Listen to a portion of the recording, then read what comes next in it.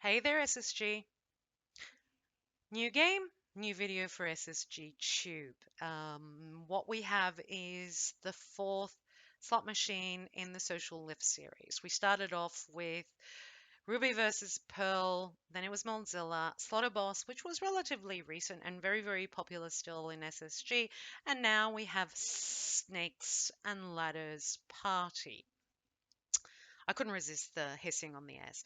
Um, so we hop on the elevator because it's a social lift game and it drops us off on a random floor. Okay, I'm grabbing. I usually like grabbing one of the two ends. So I'm grabbing the first machine I see available, and what I look at when it opens up on the floor and I can see all the players, I look at the board. And I look to see how many question marks are on the board. I don't care about the snakes. I don't care about the letters, partly. Um, but I do focus on how many question marks are on the board. Why? The question marks are the ones that are going to give us the bonuses. So um, if our pawn, everybody has the same pawn on the floor. Everybody in this room is on spot 85. So if our pawn lands on a question mark, we will get a bonus. There are three types of bonuses we could win. We could win sticky wild free spins with high paying symbols, or a coin amount. And everybody on the floor will get it. The dice will roll, the pawn will move, and if we're lucky, we will land on a question mark. There are four types of question marks. They're kind of upgraded version. So the base question marks, which will give you the least free spins, is the blue cerulean, and the highest upgraded one is the red, which will give you either the most coin amount or the biggest number of spins. Each bonus you play, though, I mean, that's the common part. That's where it's the social communal aspect. What is personal is how much you will win um, on that bonus. So you have these bonus credits here, and that's personal, that's yours, and it's a percentage of your spin. So if you're spinning 50 coins, it will reflect that. If you are spinning 6 trillion, it will reflect that. Okay, let's see the dice roll for a second. Spins, it's a 6. What are we going to do here? We land on the green. Excellent. Mystery prize, we win 13 free spins because it's upgraded. And my bet is 386 billion. I was only betting 100, but because I had accumulated over a period of time, that's why I'm going to get a really nice payout with a really nice average bet.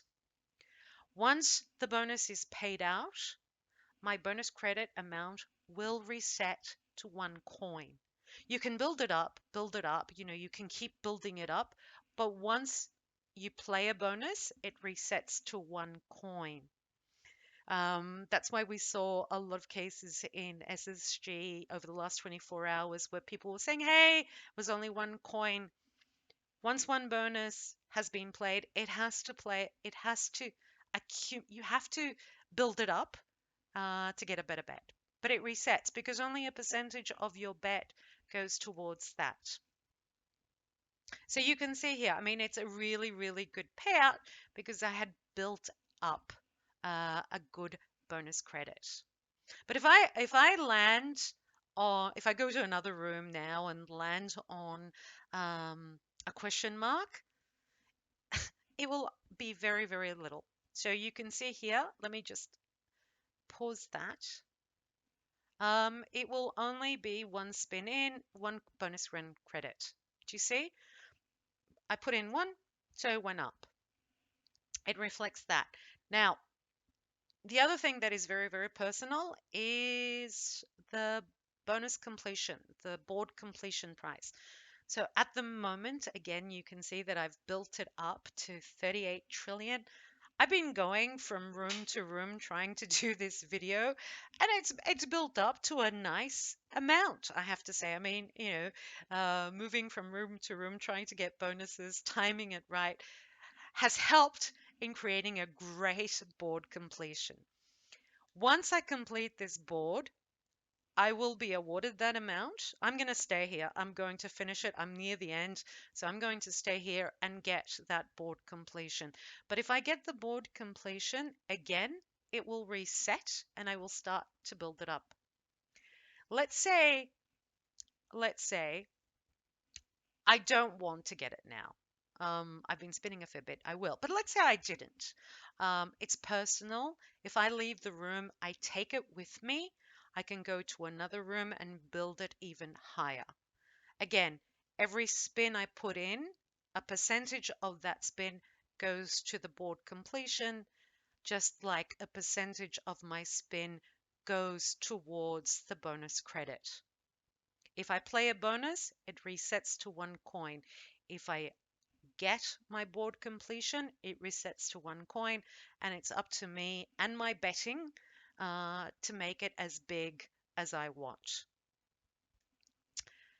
That's the personal part.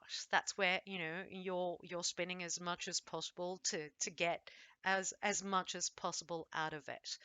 Other than that, the board itself, the snakes and ladders board, is communal. Everyone sees the same, the pawn is the same, the dice roll is the same. I will say one thing though, it's not the type of game you should leave inactive. Like you could put it on auto spin, step away. Other people are spinning, the dice is rolling, they land on one, it gets paid out, and then you know you become inactive, but you might, because you're in the room, it might land on another question mark, and you get a payout of 1 coin in your spins. You don't want something like that. I mean, it's a game that needs your full attention, and it's also a social lift game. If you're inactive, it will come up with a pop-up telling you someone else took your place. Remember to keep spinning. It has that common feature. Okay, board completed. I get my prize, and it gets reset to 1, and we start all over. That's it. It really is a fun game. It needs your focus a little bit, and it maybe some strategy, moving around, looking for those question marks, building up a good bonus credit, building up a good board completion. I definitely say it requires a little bit of strategy. I am going to run an activity in SSG with the question mark, so keep a lookout for that. See you all in group.